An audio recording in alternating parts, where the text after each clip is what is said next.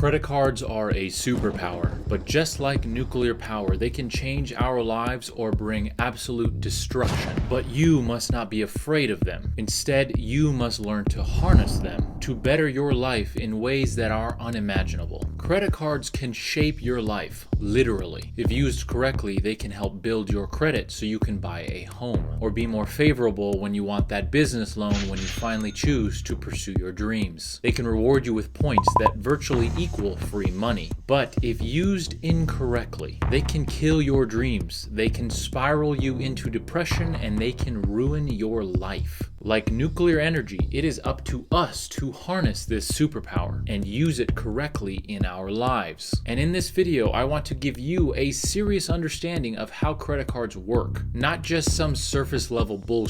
I want you to understand the literal workings behind credit cards, because if you are going to master something, you must understand it fully. As always, my name is Derek and I got my degree in finance, so you don't have to. Let's get right into the video. Right off the bat, I want you to know, I've made thousands of dollars by using credit cards. This is literal free money that I wouldn't have had if I had used cash or a debit card. But I have also made mistakes with credit cards. I've let high balances sit for too long. And one time in my youth, I missed a single $148 payment. At the time when I already had great income, a very high credit limit, and a 750 plus credit score. And even with all of that, a single missed payment destroyed my credit score by over 80 points. And it took over 2 years to fully recover and surpass my previous credit score. So I've seen the benefits of credit cards, and I've also been on the wrong side of the knife. And I will tell you this, the amazing benefits that are available through credit cards are funded directly by the people on the other side of that coin.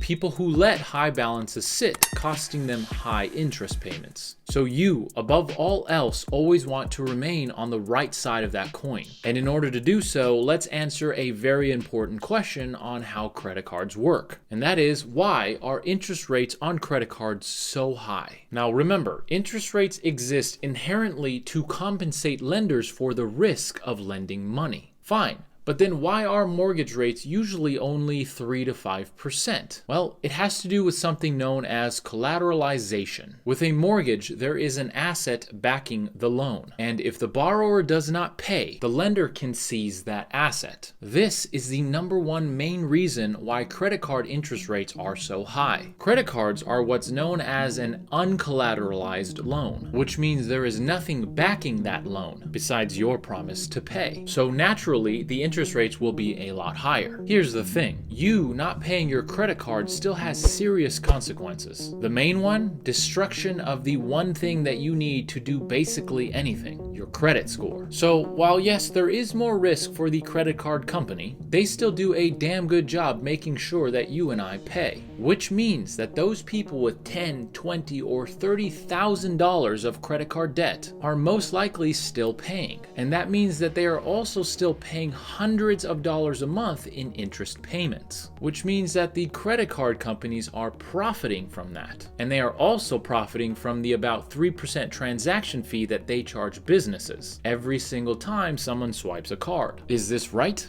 Is this fair? I don't know. But what I do know is that we are not here to try and change the game. We are here to get damn good at playing it. So in this context, we must understand the 1%, 2%, or 3% cash back that we receive, all the airline points that we receive, all the discounts at our favorite stores, is all being funded by these high fees and interest payments. So stay on the right side of that and benefit. Cross the line onto the wrong side, and you are funding everyone else's rewards. Okay, so then how do we use credit cards the right way? How do we harness them for the superpower that they can be? Well, one, we must not be afraid of them. A lot of people never open a credit card in the first place because they are afraid of the consequences. But just like a firearm, it can be dangerous or it can just be a piece of metal. Who determines what it is the person wielding it. And someone who understands how firearms work will be a lot less afraid of them than someone who doesn't. So you now understand where credit card rewards come from, and that if used incorrectly can be very dangerous. So don't be afraid of them, just be aware. And the second thing we must do is set some ground rules. The first ground rule is that we will never, ever buy things on credit that we cannot afford within the same month. Let me give you an example. If you make $3,000 a month and you want to buy a $3,000 watch, can you put it on your credit card? Maybe it's an investment. Maybe it'll rise in value over time. And yes, maybe you can technically afford it, but it will take multiple months to pay it off, which means you will incur high interest if you use a credit card. So no, you cannot put it on a credit card. So instead, you must save, and only when you have $3,000 set aside can you buy that watch, which leads me to my second ground rule. In this scenario, once you do have that money saved up, you will then still use your credit card because you will earn points, maybe up to $100 worth of points just by using that card for that purchase. And then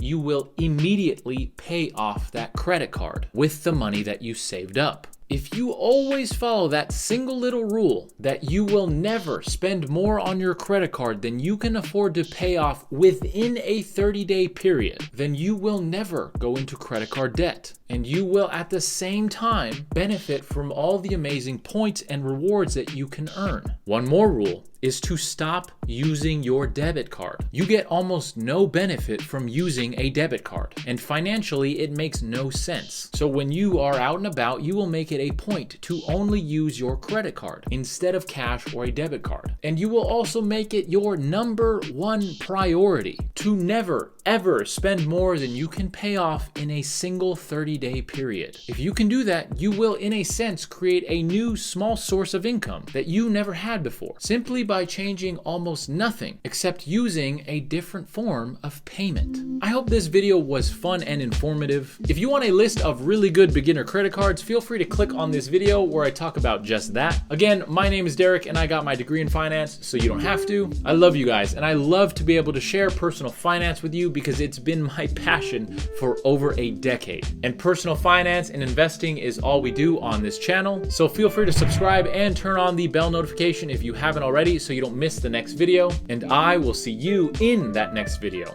Have a great rest of your day.